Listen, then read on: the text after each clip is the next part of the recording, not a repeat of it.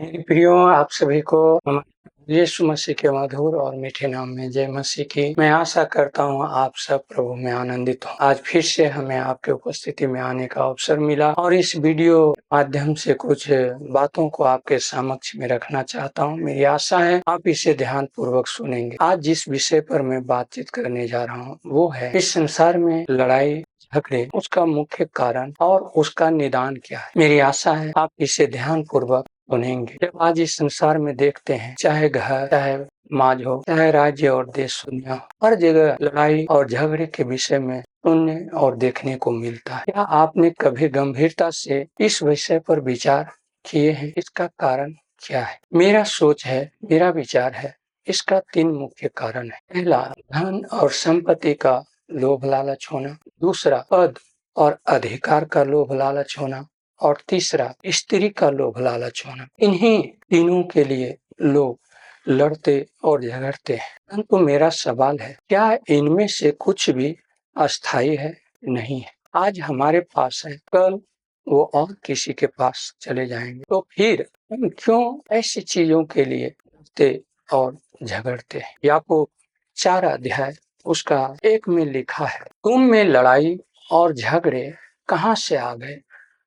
क्या उन सुख विलासों से नहीं जो तुम्हारे अंगों में लड़ते और भिड़ते हैं? इसका मतलब है मनुष्य अपनी शारीरिक इच्छाओं की पूर्ति के लिए, अपनी स्वार्थ की पूर्ति के लिए लड़ते और झगड़ते हैं। लेकिन आप याद कीजिए, इस संसार में कोई भी ऐसा मनुष्य हुआ जिसने अपने सारे स्वार्थ को पूरा किया है? नहीं। तो फिर क्यों इस तरह से सोचते हैं? याद कीजिए, जब हम लोग इस दुनिया से विदा होंगे, क्या अपने साथ धन, संपत्ति, पद, स्त्री जिसके लिए हम लड़ रहे हैं उसमें से कुछ भी लेकर जाएंगे? नहीं, सब यहीं छूट जाए। यहाँ तक कि जिस शरीर की अभिलाषा पूरा करने के लिए हम कोशिश करते हैं, ये शरीर भी हमारा अस्थायी नहीं है, ये भी मरेगा और मिट्टी में मिल जाएगा।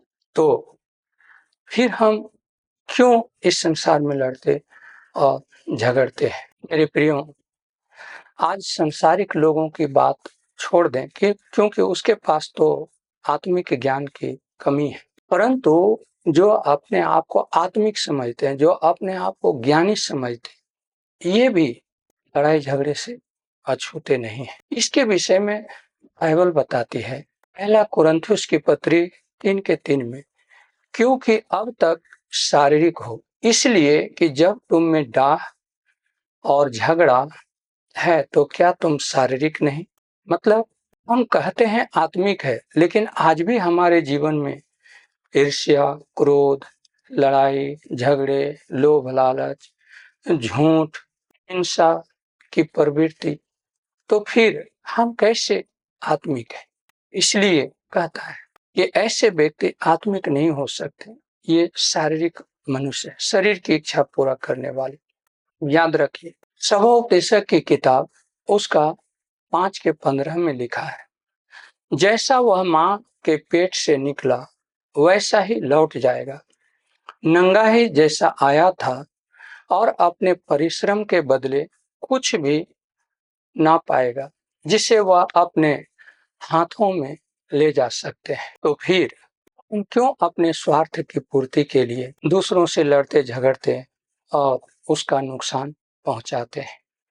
याद रखिए, ईश्वर ने हमें जीवन दिया, क्या उसने इसी आशा और इच्छा से हमें बनाया कि इस दुनिया में रहते हुए हम अपने स्वार्थ की पूर्ति के लिए लड़े झगड़े, दूसरों को नुकसान पहुंचाएं?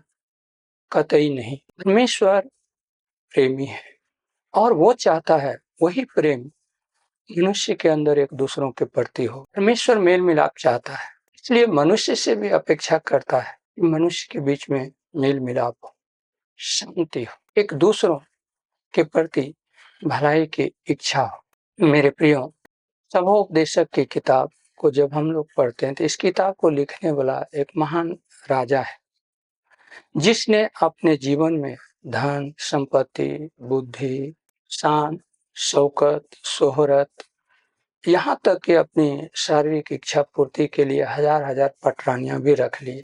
लेकिन वह भी व्यक्ति अपने जीवन में संतुष्ट नहीं हुआ और अंत में उन्होंने स्वीकार किया और कहा, तो इस प्रकार से लिखा है, मैंने जान लिया है कि मनुष्यों के लिए आनंद करने और जीवन भर भलाई करने के सिवा और कुछ भी अच्छा नहीं है। अब याद कीजिए, आज संसार में कुछ लोग इसे प्राप्त करना चाहते हैं, लेकिन यहाँ तो उस व्यक्ति के बारे में हम देख रहे हैं जिसने इन सारे चीजों को प्राप्त कर लिया, क्या फिर भी वो अपने जीवन में संतुष्ट हुआ? नहीं।